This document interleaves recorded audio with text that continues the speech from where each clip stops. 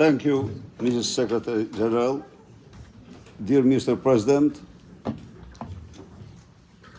first I would like to thank EPP and presidency of EPP for the conference that they organized in Montenegro and the resolution they voted in Valencia, in which they presented all the situation in my country on the eve of the election, which show that the vote was dead before entering in ballot box. As a matter of fact, in these elections, the entire state was transformed into an election body.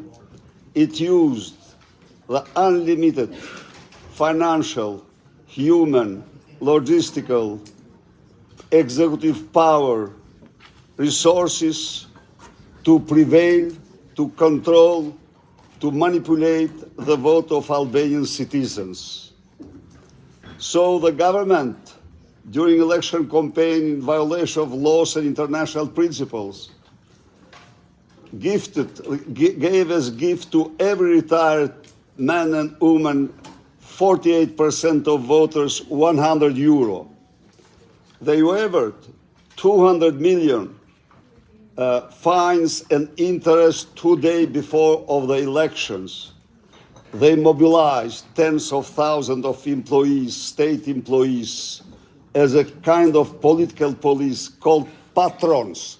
Patrons armed with all personal data taken from government digital banking in order to lure, in order to threat citizens in overall the country. On the other hand, as Albania is the only narco-state in Europe, ladies and gentlemen, the Prime Minister of Albania provided 138 licenses for drug plantation.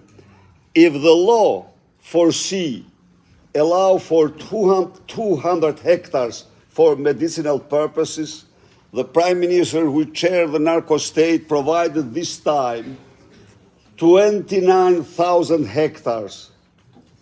29,000 hectares mean at least more than 100 million cannabis tree. One tree produces a worth of 500 to 1,000 euro. This was more or less the environment of these elections. Mrs. Secretary General, what I would like to, because you stressed about state participation, it was state, but it was narco-state. Albania is the first and only narco-state in Europe. What we need, because we are in a very, very difficult situation, drug cartels in my country are by far the most powerful in Europe. Why they are most powerful? Because they have port. The national main ports are run by them. The highway of heroin, which comes from the east, is in their hand. They are together, joint enterprises with police, prosecutor, ministers, and Prime Minister himself, which keeps in his office a person called Ergus Agassi as coordinator of drug cartels in favor of the power. It's not an easy situation, but also is a situation we should and must fight. The aid and help that I ask still from EPP and friendly and sister parties, a fact-finding mission will be of great importance for my country, but also somehow for your countries, because Albania is, first, a big exporter of criminality, of drugs, and of big exporter of immigrants. these two.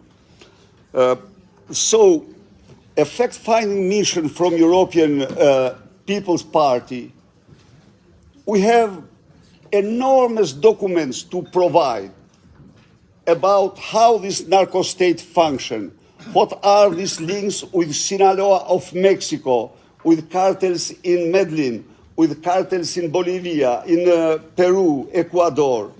I think together we could help our nation, but we could help also the region and European Union. Once again, thank you very much for your help and your support. Thank you.